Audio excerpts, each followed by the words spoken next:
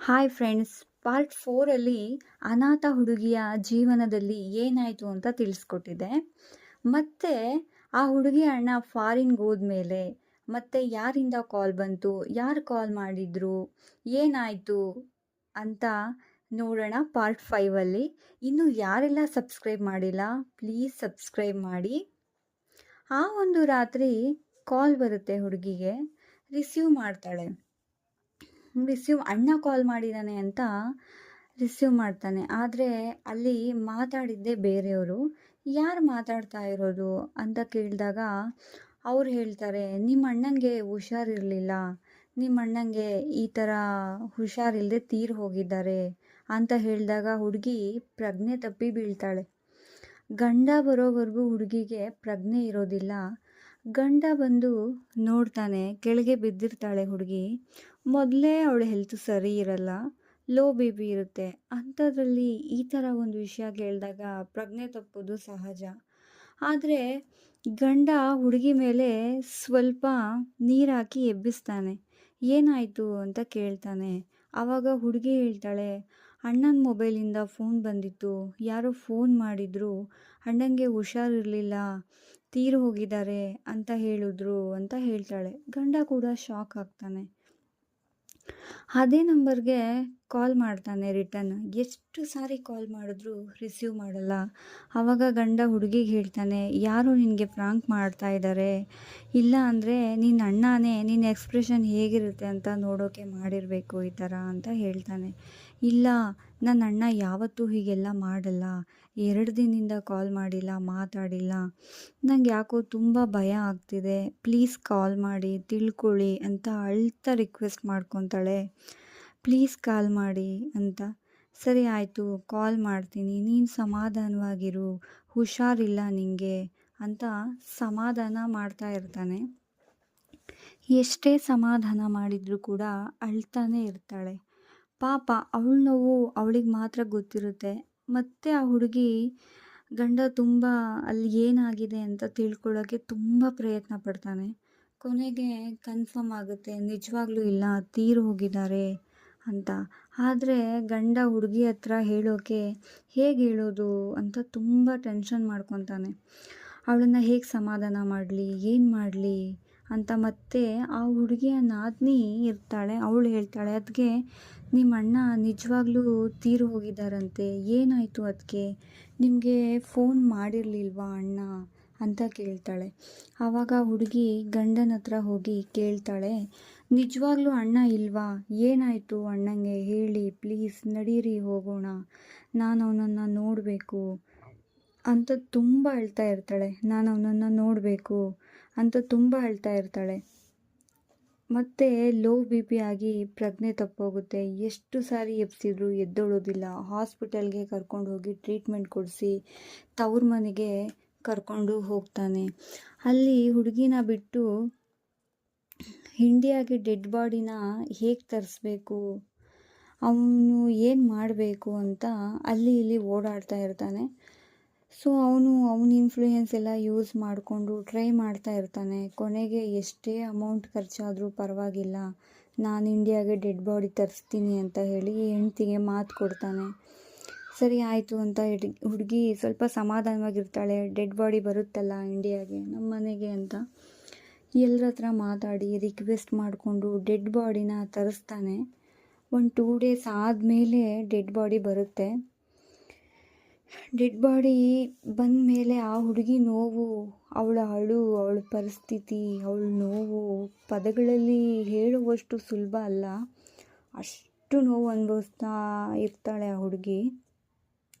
ಅವಳ ಅಣ್ಣ ಇಲ್ಲದೆ ಇರೋ ಪ್ರಪಂಚನೇ ಇರೋದಿಲ್ಲ ಅವಳಿಗೆ. ನನ್ನ ಅಣ್ಣ ಇಲ್ಲದೆ ಇರೋ ಪ್ರಪಂಚ ನನಗೆ ಯಾಕೆ ಬೇಕು, ನಾನೇ ಇರಲ್ಲ, ನಮ್ಮ ಅಣ್ಣ ನನಗೆ ಬೇಕು, ಅವನಿಲ್ಲ ಅಂದರೆ ನಾನು ಇರೋದೇ ಇಲ್ಲ, ಎಲ್ಲ ಅವನೇ ಆಗಿದ್ದ ನನಗೆ, ಅಪ್ಪ ಅಮ್ಮ ಅಜ್ಜಿ ತಾತ ಎಲ್ಲನೂ ಅವನೇ ಆಗಿದ್ದ.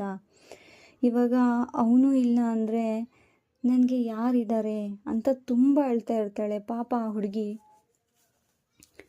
ನೋಡಿ ಅವಳ ಲೈಫ್ ಹೇಗಿದೆ ಅಂದರೆ, ಟ್ರಸ್ಟಿಂದ ಒಂದು ಅನಾಥ ಆಶ್ರಮದಿಂದ ಕರ್ಕೊಂಡು ಬಂದು ಆ ಹುಡುಗಿನ ಸಾಕಿರ್ತಾರೆ. ಪಾಪ ಸಾಕಿದ್ದು ಆ ತಂದೆ ಕೂಡ ಆ ಹುಡುಗಿ ಒಬ್ಬನ ಪ್ರೀತಿ ಮಾಡಿದ ತಪ್ಪಿಗೆ ಅವ್ರ ಅಮ್ಮನ ಕಡೆಯಿಂದ ಅವ್ರ ಅಪ್ಪಂಗೆ ಹಾರ್ಟ್ ಅಟ್ಯಾಕ್ ಆಗಿ ಪಾಪ ತೀರಿ ಹೋಗ್ತಾರೆ.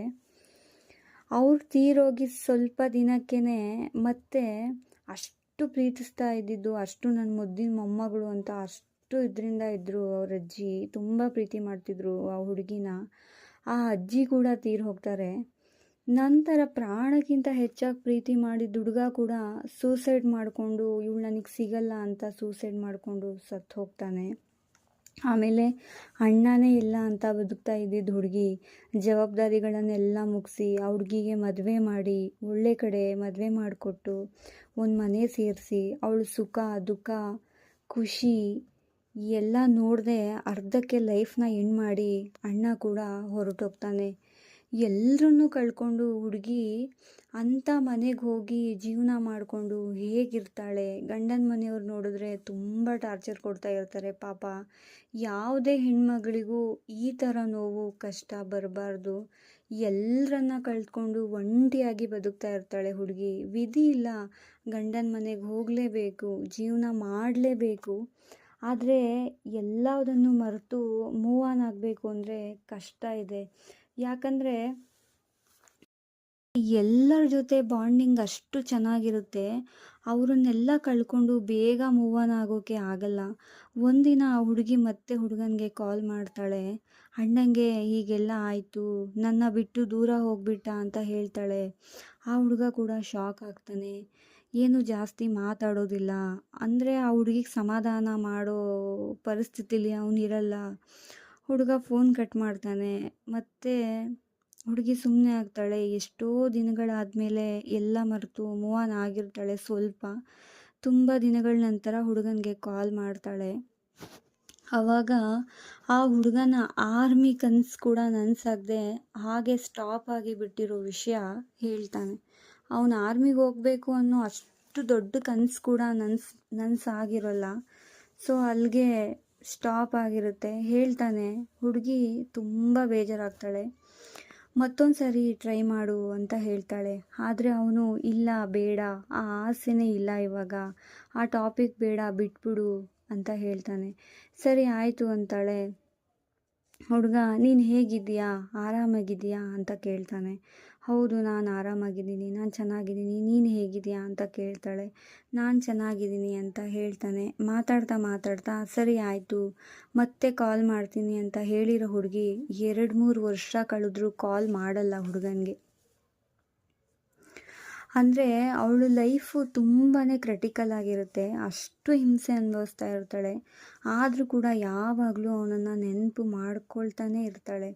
ಮದುವೆ ಆಗಿ 3-4 ವರ್ಷಗಳೇ ಕಳೆದ್ರೂ ಕೂಡ ಅಂಡರ್ಸ್ಟ್ಯಾಂಡಿಂಗ್ ಇರೋದಿಲ್ಲ. ಆ ಥರ ಜೀವನ ಮಾಡ್ತಾ ಇರ್ತಾಳೆ ಹುಡುಗಿ. ಆದರೂ ಏನೇ ಆದರೂ ಎಲ್ಲದನ್ನು ಸಹಿಸ್ಕೊಂಡು ಅರ್ಥ ಮಾಡಿಕೊಂಡು ಒಂದು ಮನೆಗೆ ಸೊಸೆಯಾಗಿ ಹೇಗಿರಬೇಕೋ ಹಾಗೆ ಎಲ್ಲದನ್ನು ನಿಭಾಯಿಸ್ಕೊಂಡು ಹೋಗ್ತಾ ಇರ್ತಾಳೆ. ಒಂದಿನ ಹುಡುಗಿ ಹುಡುಗನಿಗೆ ಕಾಲ್ ಮಾಡಿ ಮಾತಾಡೋಣ, ಹೇಗಿದ್ದಾನೆ ಕೇಳೋಣ ಅಂತ ಮೊಬೈಲ್ ತೊಗೊತಾಳೆ. ಟೆಕ್ಸ್ಟ್ ಟೈಪ್ ಮಾಡೋದು ಕ್ಲಿಯರ್ ಮಾಡೋದು, ಟೆಕ್ಸ್ಟ್ ಟೈಪ್ ಮಾಡೋದು ಕ್ಲಿಯರ್ ಮಾಡೋದು, ಹೀಗೆ ಮಾಡ್ತಾ ಇರ್ತಾಳೆ.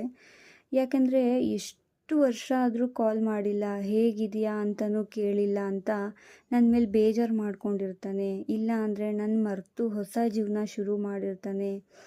ಎಲ್ಲೋ ಚೆನ್ನಾಗಿದ್ದಾನೆ, ಮತ್ತೆ ಅವನ ಲೈಫಲ್ಲಿ ಎಂಟ್ರಿ ಆಗೋದು ಬೇಡ ಅಂತ ಮತ್ತೆ ಟೈಪಿಂಗ್ ಮಾಡೋದು ಕ್ಲಿಯರ್ ಮಾಡೋದು, ಟೈಪಿಂಗ್ ಮಾಡೋದು ಕ್ಲಿಯರ್ ಮಾಡೋದು, ಹೀಗೆ ಮಾಡ್ತಾ ಇರ್ತಾಳೆ. ಪ್ರೀತಿಸಿದ ಹೃದಯ ಎಲ್ಲಿ ಕೇಳುತ್ತೆ?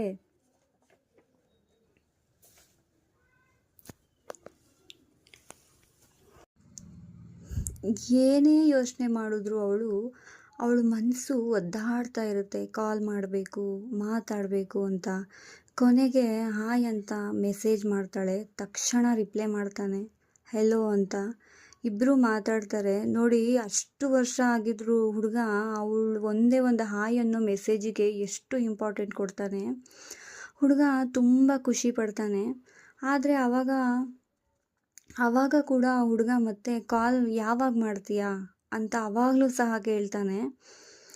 ನನ್ನ ಬಿಟ್ಟೋಗ್ಬೇಡ ಅಂತ ಕೇಳ್ಕೊತಾನೆ. ಹುಡುಗಿ ಇಲ್ಲ ನಿನ್ನ ಬಿಟ್ಟೋಗೋದಿಲ್ಲ ಕಣೋ ನಾನು, ಕಾಲ್ ಮೆಸೇಜ್ ಮಾಡ್ತಾನೆ ಇರ್ತೀನಿ ಅಂತ ಹೇಳ್ತಾಳೆ. ಆ ಹುಡುಗಿ ಮತ್ತೆ ಎಷ್ಟು ಖುಷಿಯಾಗಿರ್ತಾಳೆ ಅಂದರೆ ತುಂಬ ಖುಷಿ ಪಡ್ತಾಳೆ. ಅವ್ರ ಮನೆಯವರೇ ಶಾಕ್ ಆಗಿಬಿಡ್ತಾರೆ. ಏನು ಇಷ್ಟು ದಿನ ಇಷ್ಟು ಸೈಲೆಂಟಾಗಿ ಮೌನವಾಗಿದ್ಲು, ಯಾರ ಜೊತೆನೂ ಸರಿಯಾಗಿ ಮಾತಾಡ್ತಾ ಇರಲಿಲ್ಲ, ಏನೋ ಕಳ್ಕೊಂಡಿದ್ದಾಳೆ ಅನ್ನೋ ಥರ ಇದ್ಲು, ಎಷ್ಟು ಚೆನ್ನಾಗಿ ಮೂವ್ ಆನ್ ಆಗಿ ಮನೇಲೆಲ್ಲ ಓಡಾಡ್ಕೊಂಡು ಎಷ್ಟು ಚೆನ್ನಾಗಿದ್ದಾಳೆ ಅಂತ ಹೇಳಿ ಅವರೇ ಶಾಕ್ ಆಗಿಬಿಡ್ತಾರೆ. ಖುಷಿ ಆಗ್ತಾರೆ, ಇರ್ತಾಳೆ ತುಂಬ ಖುಷಿಯಿಂದ ಇದ್ದಾಳೆ ಅಂತ. ಮತ್ತೆ ನನ್ನ ಹುಡುಗ ನನಗೆ ಸಿಕ್ಕಿದಾನಲ್ಲ ಅನ್ನೋ ಖುಷೀಲಿ ತುಂಬ ಎಂಜಾಯ್ ಮಾಡ್ತಿರ್ತಾಳೆ.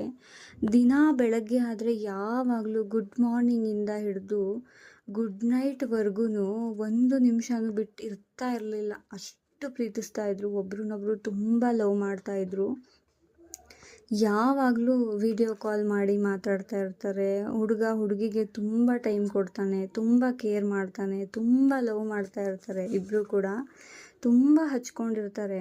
ಒಂದಿನ ಮೆಸೇಜ್ ಕಾಲ್ ಮಾಡಿಲ್ಲ ಅಂದರೆ ಹುಡುಗಿನೂ ಬೇಜಾರಲ್ಲಿ ಇರೋಳು, ಹುಡುಗನೂ ಬೇಜಾರಲ್ಲಿ ಇರೋನು, ಅಷ್ಟು ಲವ್ ಮಾಡ್ತಾಯಿದ್ರು. ಅವನ ಮನಸ್ಸು ಮಗು ಥರ ಅಷ್ಟು ಒಳ್ಳೆಯವನು. ಅವನ ಮನಸ್ಸಲ್ಲಿ ಕಲ್ಮಶ ಅನ್ನೋದೇ ಇರಲಿಲ್ಲ, ಅಷ್ಟು ಒಳ್ಳೆಯವನು. ಅಂದರೆ ಈ ಸ್ಟೋರಿ ರೀಸೆಂಟಾಗಿ ಸ್ಟಾರ್ಟ್ ಆಗಿರೋದು. ಹೇಗೆ ಅಂದರೆ ಮೊದಲಿಗಿಂತ ಜಾಸ್ತಿ ಅಂದರೆ ಮೊದಲು ಸ್ವಲ್ಪ ಸ್ವಲ್ಪ ಟೈಮ್ ಒಬ್ರಿಗೊಬ್ರು ಟೈಮ್ ಕೊಡ್ತಾ ಇರಲಿಲ್ಲ, ಸಿಚುವೇಶನ್ ತುಂಬ ಬ್ಯಾಡ್ ಆಗಿತ್ತು. ಸೊ ರೀಸೆಂಟಾಗಿ ಮತ್ತೆ ಹೊಸದಾಗಿ ಪ್ರೀತಿ ಸ್ಟಾರ್ಟ್ ಆಗಿರೋದು ಇವ್ರದ್ದು. ಒಂದು 3 ತಿಂಗಳ ಕಾಲ ತುಂಬ ಚೆನ್ನಾಗಿರುತ್ತೆ, ಒಬ್ರನ್ನೊಬ್ರು ಬಿಟ್ಟಿರೋಕ್ಕಾಗದಿರೋ ಅಷ್ಟು ಪ್ರೀತಿ ಮಾಡ್ತಾ ಇರ್ತಾರೆ. ಒಂದಿನ ಸಡನ್ನಾಗಿ ಹುಡುಗಿಗೆ ಹುಷಾರಿರೋದಿಲ್ಲ. ಅಂದರೆ ತುಂಬಾ ಹುಷಾರಿರೋದಿಲ್ಲ ಸಡನ್ನಾಗಿ ಹುಡುಗಿಗೆ. ಸೊ ಮುಂದೆ ನೆಕ್ಸ್ಟ್ ವಿಡಿಯೋದಲ್ಲಿ ಹುಡುಗಿಗೆ ಯಾಕೆ ಹುಷಾರಿರಲ್ಲ, ಏನಾಯಿತು ಅಂತ ಹೇಳ್ಬಿಟ್ಟು ಮುಂದೆ ನೆಕ್ಸ್ಟ್ ವಿಡಿಯೋದಲ್ಲಿ ತಿಳಿಸ್ತೀನಿ. ಪ್ಲೀಸ್ ಅಲ್ಲಿವರೆಗೂ ಯಾರಿಗೆಲ್ಲ ವಿಡಿಯೋ ಇಷ್ಟ ಆಗಿದೆಯೋ ಅವರೆಲ್ಲ ಸ್ಕಿಪ್ ಮಾಡದೆ ನೋಡಿ, ಲೈಕ್ ಮಾಡಿ, ಶೇರ್ ಮಾಡಿ. ಹಾಗೆ ನನ್ನ ವಿಡಿಯೋ ಇಷ್ಟ ಆಗಿದ್ರೆ ಪ್ಲೀಸ್ ಸಬ್ಸ್ಕ್ರೈಬ್ ಮಾಡಿ.